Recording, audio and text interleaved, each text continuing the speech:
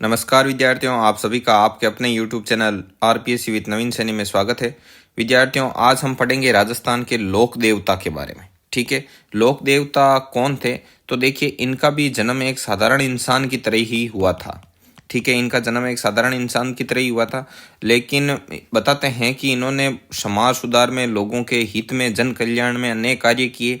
और साथ ही साथ बताते हैं कि इनमें कुछ दैवीय शक्तियाँ भी थी। मतलब ये दंत कथाएं वगैरह है कि इनमें कुछ दैवीय शक्तियां भी थी। तो उनके बाद में, उनके जाने के बाद, जैसे ही इन्होंने समाधि ली तो बाद में लोग इनको देवता के रूप में पूजने लगे।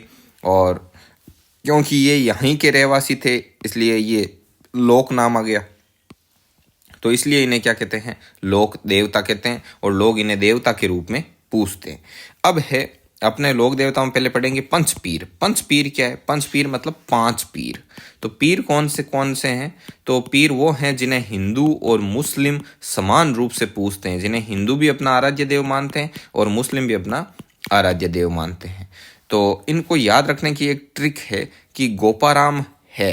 तो पंचपीर आपसे पूछेगा क्वेश्चन में कि निम्नलिखित में से पंचपीर कौन नहीं है। ठीक है, पंचपीरों में से निम्नलिखित में से कौन नहीं है?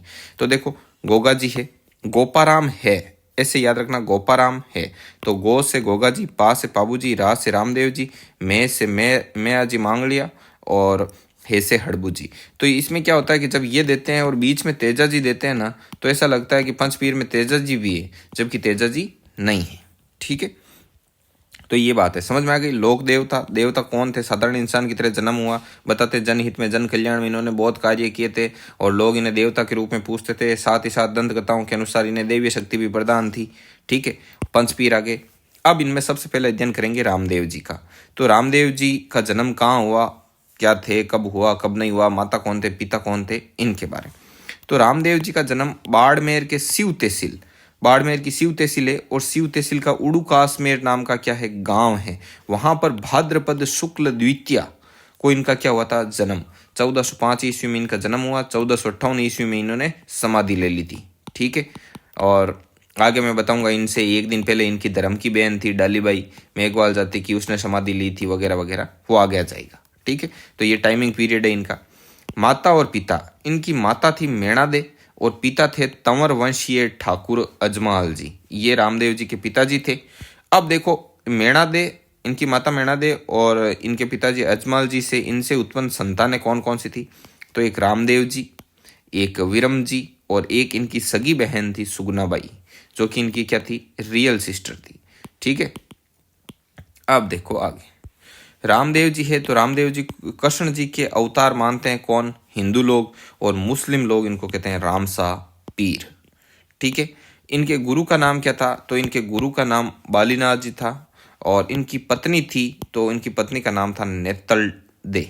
ठीक है, नेतल दे, जो कि अमरकोट के दल्ले सिंह सोडा की पुत्री थी। दल्ले सिंह सोडा की पुत्री थी नेतल दे। तो आप याद कैसे रखोगे? तो याद ऐसे रखना कि राम ने याद करो। किसको याद करो? राम ने। तो राम से रामदेव जी, ने से नेतल दे।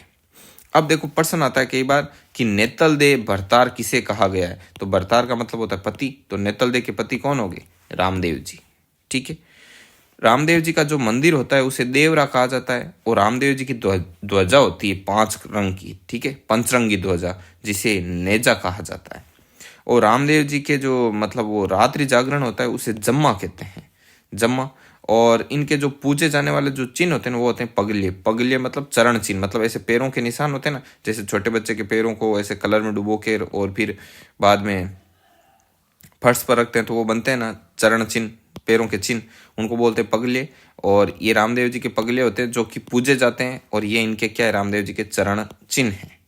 रामदेव जी पर्चों के देवता भी कहते हैं इनको। पर्चे मतलब चमत्कार, तो इनको चमत्कारों के देवता भी कहा जाता है।